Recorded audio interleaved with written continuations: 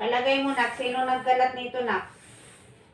Sino ang pasimuno? Si Princess, kaya si Apia. Kasi sila lang ang mahilig mga ng plastic. Kaya nga, no? Tapos nakikisali na lang si Pongkan. O, tsaka si Libay pag nababa na nila. Hindi na, hindi sasali yung si Libay. Nakikisali yun. Kala mo, mukha lang yan mabait si Libay. Malinis si Libay. Ayaw niyang madumihan yung paa niya eh. Malinis nandiyan nga yun si Libay sa kama kanina. Saan? Dito? Oo. Yung napag-apakan ng Rina? Nandiyan nga sila naglalaro kanina. Ay, kadaghan, no?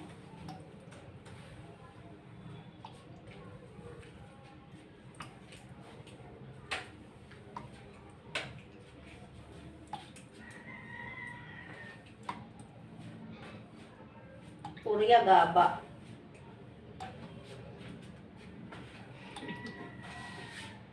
Ang mga apo ni ate.